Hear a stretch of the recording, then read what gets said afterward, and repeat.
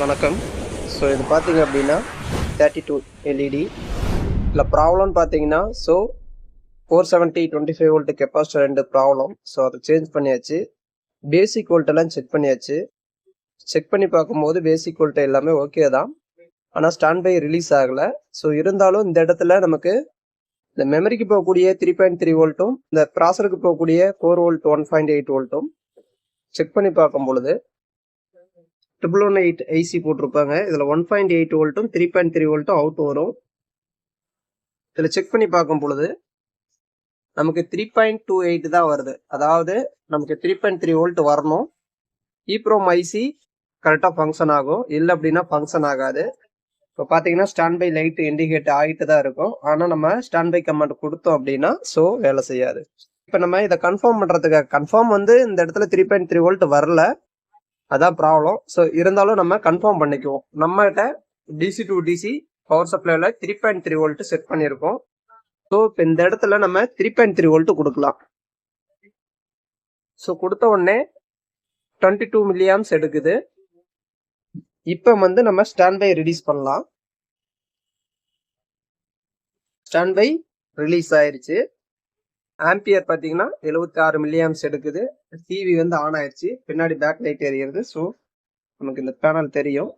இப்போ 3.3 வோல்ட் கொடுத்ததுனால நமக்கு ஸ்டாண்ட் பை ரிலீஸ் ஆகுது. டிவி ஒர்க் ஆகுது. இப்போ இந்த இடத்துல நான் 3.3 வோல்ட்டை எடுத்துட்டேன் அப்படின்னா இல்லை டிஸ்பிளேவை காட்ட முடியல. ஸோ டிவி ஆஃப் ஆயிரும். ஸோ ஆஃப் ஆயிடுச்சு.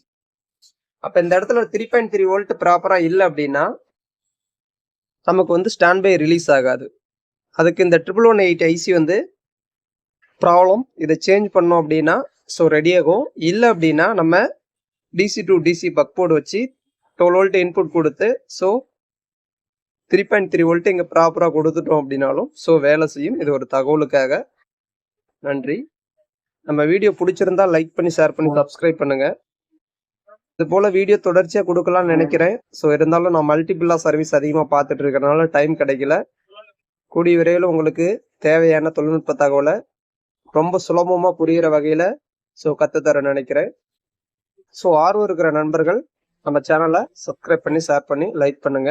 இண்டக்ஷன் ஸ்டவ் ரிலேட்டடான வீடியோ நிறைய கொடுத்துருக்கோம். முடிஞ்ச அளவுக்கு அதை பார்த்து ட்ரை பண்ணுங்க. நிறைய டெக்னீஷியன் பார்த்தீங்க அப்படின்னா புதுசாக பழகிறவங்க பார்த்தீங்கன்னா புரியல அப்படின்ட்டு நிறைய வாட்ஸ்அப்பில் தகவல் கேட்குறாங்க. இது பார்த்தீங்க அப்படின்னா ஏற்கனவே ஃபீல்டில் இருக்கிறவங்களுக்கு நம்ம போடக்கூடிய வீடியோ எல்லாமே புரியும்.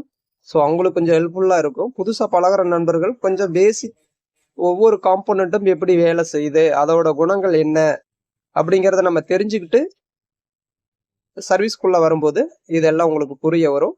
அதனால நிறைய யூடியூப்ல நிறைய காம்போனன்ட்ஸ் வீடியோஸ் நிறைய கொடுத்துருப்பாங்க, பாருங்க. நம்மளும் ஃபியூச்சரில் இந்த காம்போனன்ட்ஸ் எல்லாம் எப்படி வேலை செய்யுது அப்படிங்கிறது ஒரு தெளிவாக உங்களுக்கு எப்படி சொன்னால் புரியுமோ ஈஸியாக புரிகிற வகையில் நான் ட்ரை பண்ணி வீடியோ போட முயற்சிக்கிறேன்.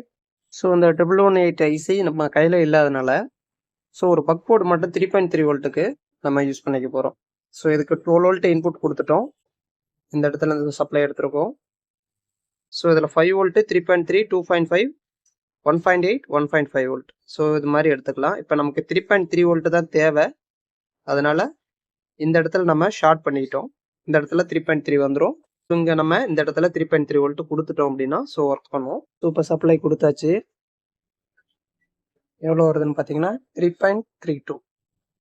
ப்ராப்பராக இப்போ வோல்ட்டு நமக்கு கரெக்டாக இருக்கும். இப்போ நம்ம ஸ்டாண்ட் பையை ரிலீஸ் பண்ணுவோம். ஸ்டாண்ட் பை ரிலீஸ் ஆயிடுச்சு. வோல்டேஜ் பார்த்தீங்கன்னா 3.3 வோல்ட்டு பக்காவாக இருக்குது. லோட் ஆகும்போது இப்போ டிவி ப்ராப்பராக ஒர்க் ஆகும். அவ்வளோதாங்க. டபுள் சைட் டேப் போட்டு நம்ம ஒட்டியாச்சு.